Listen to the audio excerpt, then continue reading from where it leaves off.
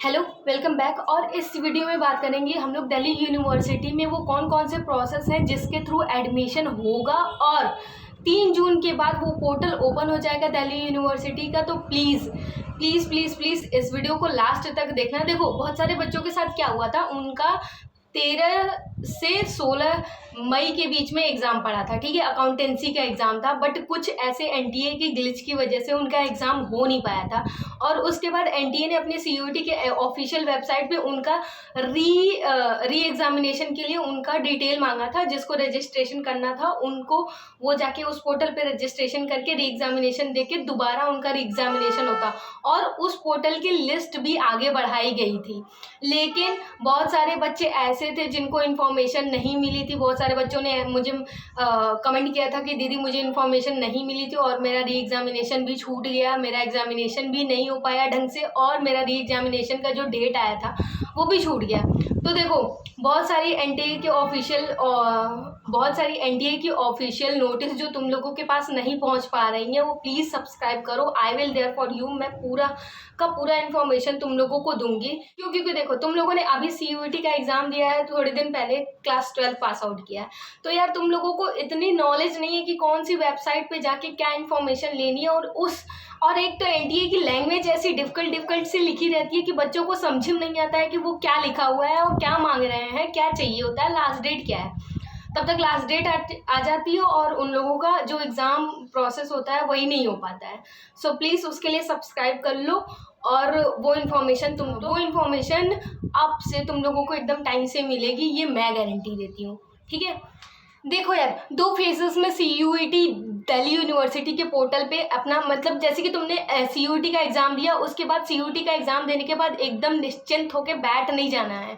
3 जून तक सबका एग्ज़ाम ख़त्म हो जाएगा। और उसका सबका एग्ज़ाम ख़त्म होने के बाद सारे कॉलेजेस की, दिल्ली यूनिवर्सिटी, जेएनयू, बीएचयू, सारे कॉलेजेस की जो पोर्टल है जहाँ पे तुम लोग अप्लाई करोगे, जाके तुम्हारी काउंसलिंग लिस्ट आ जाएगी, वो सारी यूनिवर्सिटी के पोर्टल खुल जाएंगे और तुम्हें अप्लाई करना होगा। अगर उसकी लास्ट डेट तुमसे छूट गई तो तुम कितना भी अच्छा सीयूईटी का एग्ज़ाम दे दो, तुम्हारा कोई एडमिशन नहीं होने वाला है उस कॉलेज में। समझ में आ रहा है? अगर ये गलती तुम लोगों ने कर दी तो एडमिशन नहीं होगा, मैं लिख के देती हूँ तुम लोगों को।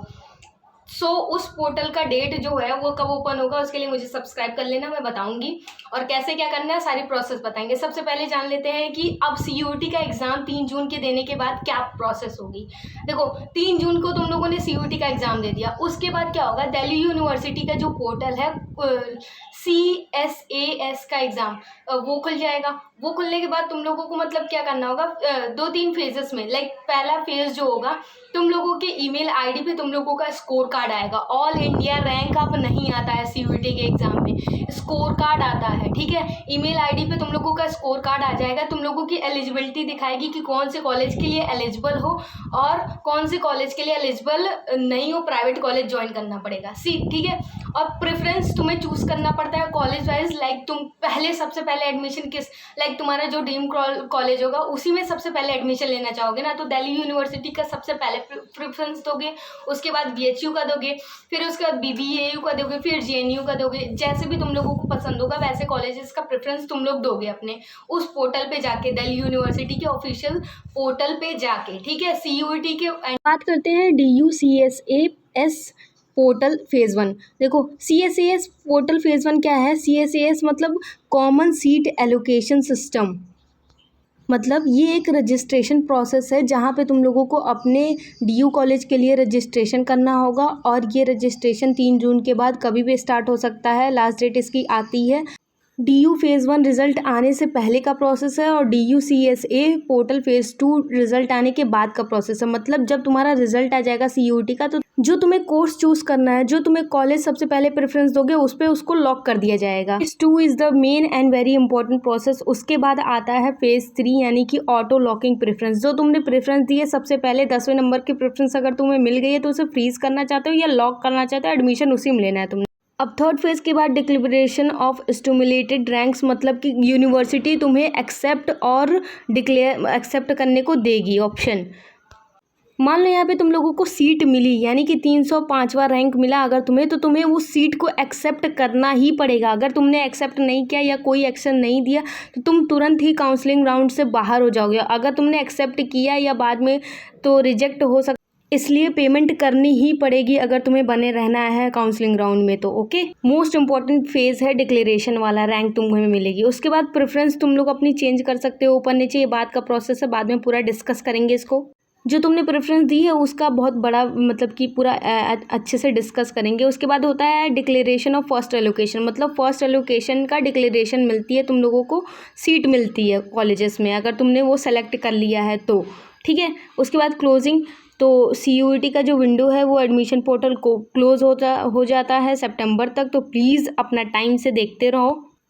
अगर तुमने अपग्रेड पे दबाया तो और राउंड के लिए एलिजिबल हो गया, और अगर फ्रीज़ कर दिया मतलब वही तुम्हें चाहिए, नहीं मिल रहा है तो नहीं चाहिए, तो फिर तो नेक्स्ट राउंड के लिए एलिजिबल नहीं होगे, पेमेंट नहीं चाहिए, ठीक है।